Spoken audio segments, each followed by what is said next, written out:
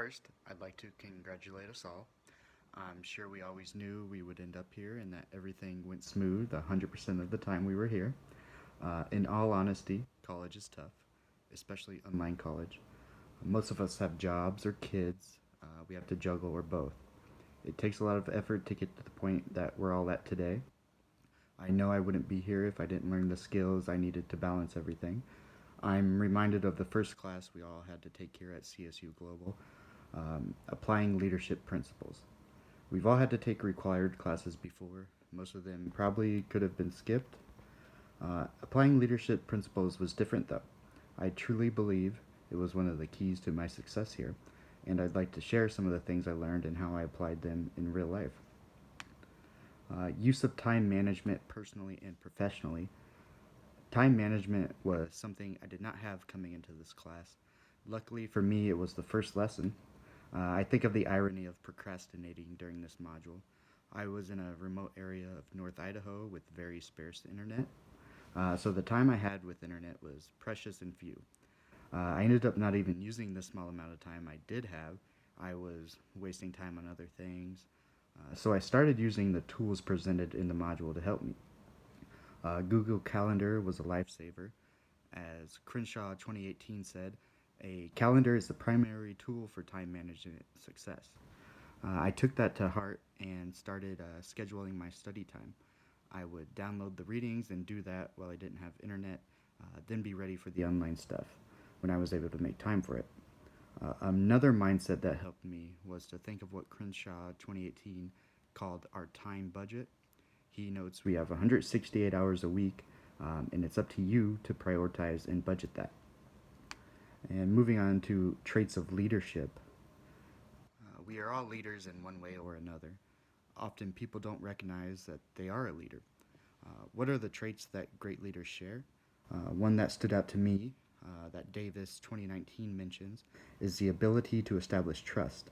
This involves leading by example and treating others with respect. From Davis 2019.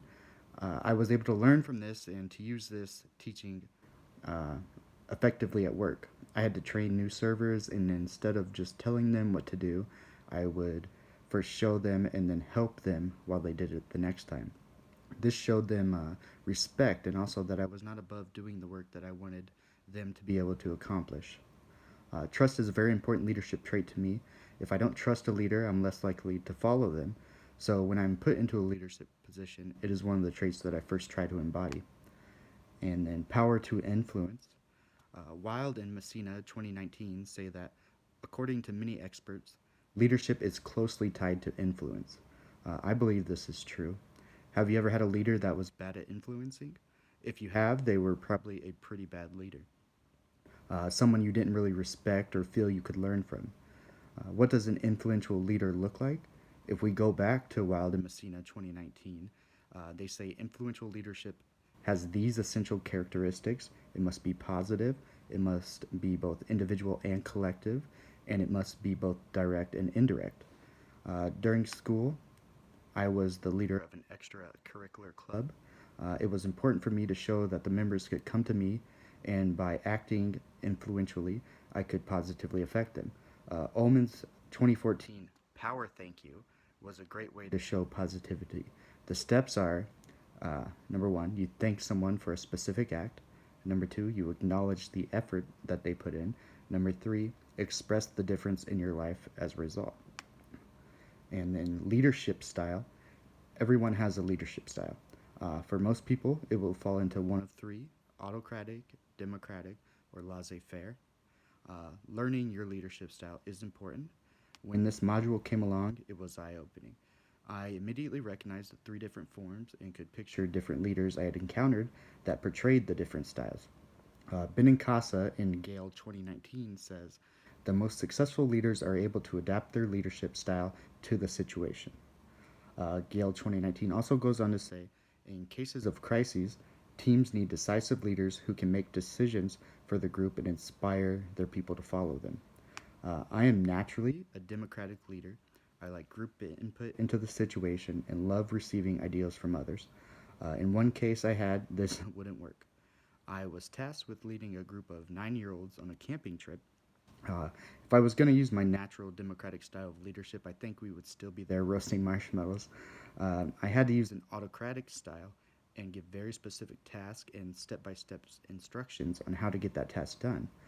This really showed me how successful leaders need to be flexible on how they approach different groups of teams and situations. And written and oral presentations for leaders. Oral presentations are some people's biggest fears, but they're an important skill set for a leader. The Center for Creative Leadership says communication is a core leadership function and a key characteristic of a good leader. Two great points that the Center for Creative Leadership has on communication is the ability to handle resistant audiences well and listen to individuals from all levels of the organization. For me, the importance of oral presentations came to a head when I was asked to give a presentation at work. This presentation would effectively judge if I was the right person to get a promotion. There was mid level and upper level management both there.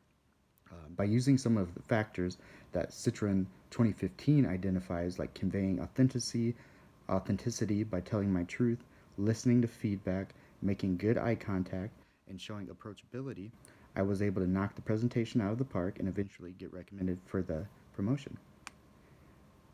And finally, in conclusion, I hope that I was able to convey how important the class was to my success and that the things we learned here definitely have real world applications. I know I would not be up here without some of the tools that I was able to come out of class with. I look forward to seeing what we all accomplish in the future, and congrats again, class of 2023. Thank you.